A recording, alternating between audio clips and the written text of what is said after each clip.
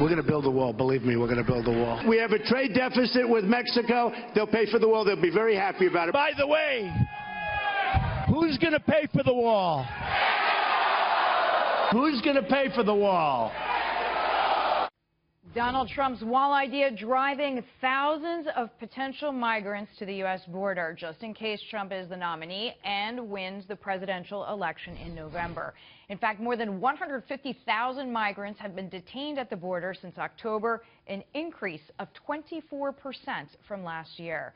Maricopa County, Arizona Sheriff and Trump supporter Joe Arpaio is with me now. Sheriff, thank you for being here. How does this increase of potential migrants trying to cross the border, how is that affecting your county and your community? Well, they're still coming in, but isn't it great that they're afraid of the wall? They want to do this before the wall goes up, so that proves a point that Trump has, that the wall will act as a deterrence. By the way, I just had a press conference an hour ago where we see 63 pounds of heroin and other large amounts of drugs coming in from Mexico. So this wall isn't just for illegal immigrants. It's also for the vicious drug traffickers coming in, destroying our young people in this country. Donald Trump has spoken about that, particularly in New England, in Maine, and in New Hampshire, where heroin and other drugs are really hurting the youth in those states.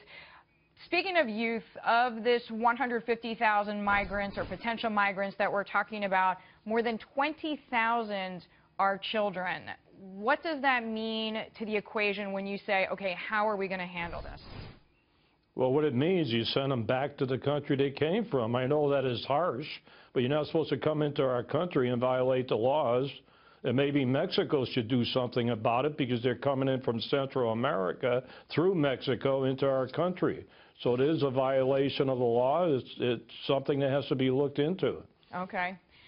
I want to ask you on another topic.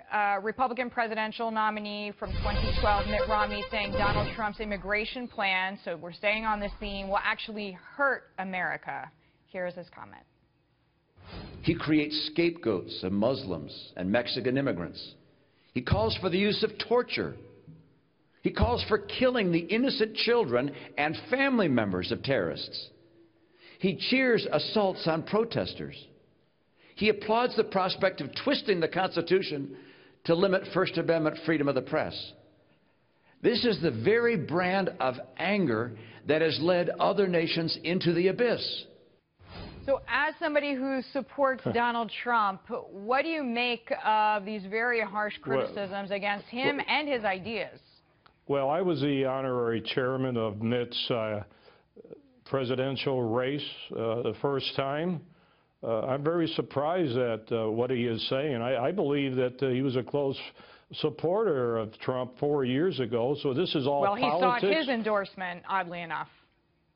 Well, this is vicious comments, and I'm very shocked at what Mitt is saying. I'm sure that he doesn't like Trump, and he's just carrying the water for the establishment to try to keep Trump from becoming president.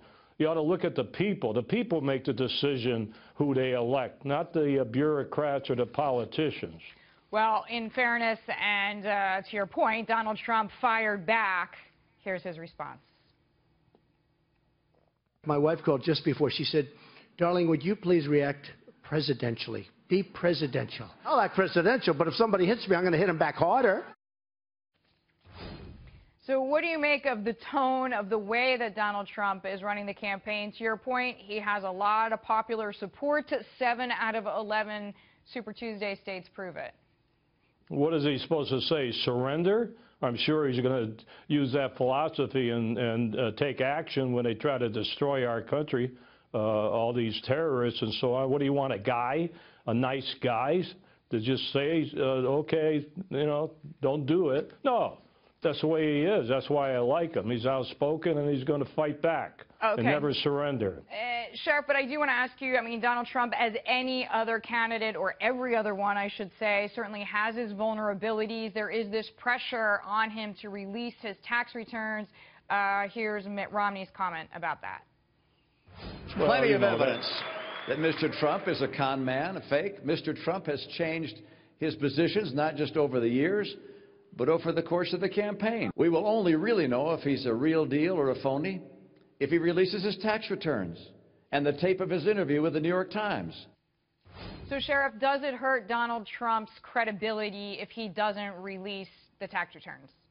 No, first of all, you already called him a con man, so why is he saying release it to see if you're a phony? He's already made his decision. And are you going to believe what the New York Times? It's pretty tough when you have to rely on the New York Times to make your comments. No, this all garbage is trying to get the people against him, try to destroy him, and I feel sorry for Donald. Everybody's after him. Well, he and did he's going say to fight that. He back. said he's taking shots from all sides, but as they say, the best revenge is success, and for the moment, he is the most successful candidate. Maricopa County, Arizona Sheriff, thank you so much. Trump supporter Thank Joe you. Arpaio with me there.